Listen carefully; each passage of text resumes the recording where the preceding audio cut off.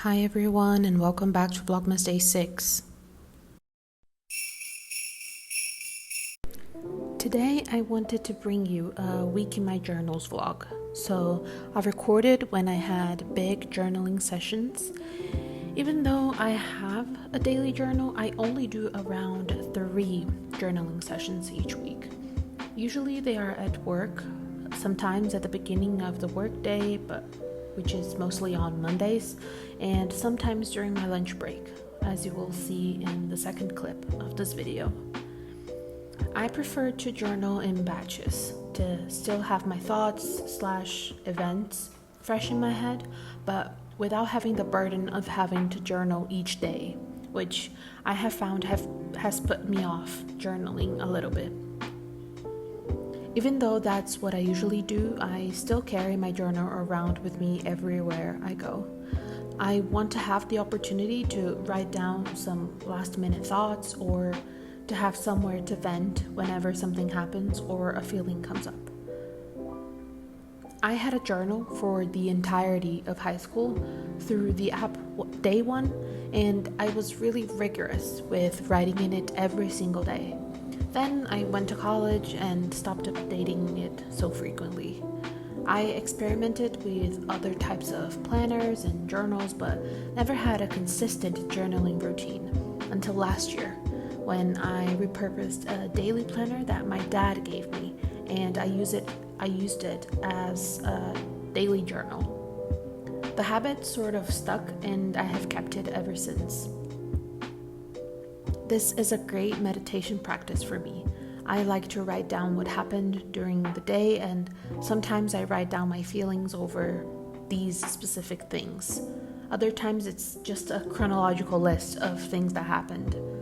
Whenever I have a therapy session, I like to write down notes of things that we've discussed and things I want to work on.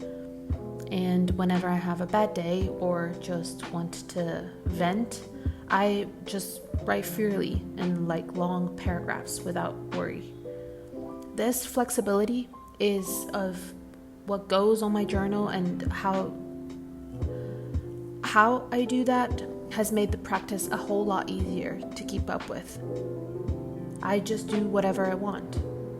I find that this is one of the reasons I don't enjoy those 5-minute journals or gratitude journaling. The structure works some days and others not so much, so having a dated planner but a blank page to write every single day makes it easier for me. Regarding supplies, I use a Kimbor A6 black journal for my daily journaling with a Pentel Energel 0.5 black pen. I also use the blue-black version of this pen for noting down hyperfixation information, like scores of hockey games, F1 results, songs I've enjoyed. And I also use my Pentel brush sign pen in black to write headers and important events I want to stand out. I usually use this pen mostly on the monthly page. The Kimbor journals can be bought through AliExpress, and they are sorts of dupes for Hobonichi products. The paper is not that great, and I find that every type of pen goes through the page, but the layout is similar enough where I can experiment with the product without having to pay exorbitant amounts of money to have it shipped to Brazil from Japan. I also have 2 other notebooks with me that I'm updating in this video. The green one is a Kimbor weekly planner. It mimics the Hobonichi weeks. I bought this one because unfortunately I couldn't get my hands on the A5 black journal, so I had to separate my daily tasks from my journaling. So this weekly planner I use to keep track of personal tasks such as meal planning, bills due, and chores. I also write down every hockey and football game that I want to watch and what time it is, and personal events like birthdays or anything like that. The other notebook, which is a spiral notebook, is a Cicero weekly planner, and I was gifted it by my work colleagues for my birthday last year, and I use it only as a work planner. I note down daily tasks and any information that I want to share on our weekly meetings. It is like a week in 2 pages layout, so there's not that much space for notes. I usually use the weekend space for that, but I enjoy using it to keep track of everything that I do. It is undated, but I dated every single page at the beginning of the year, so it works for me like a dated planner. Because my birthday is in October, I had to wait 3 months to use this planner, and the same has happened this year. They gave me the 2025 version of this planner, which I really enjoy, and I have already started prepping it for the new year. I will probably do a video later this Vlogmas talking about my journaling setup for 2025 and all of the changes that I have made to my system.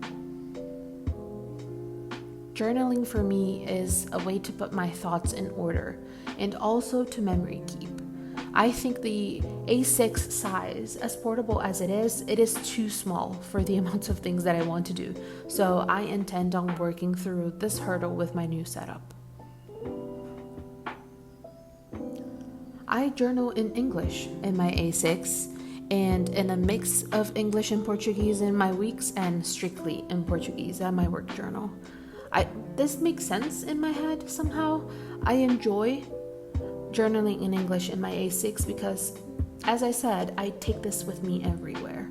And there have been multiple instances at work where people ask me what I'm doing, and thankfully they can't read it, so I feel safer carrying around that many personal thoughts out into the world.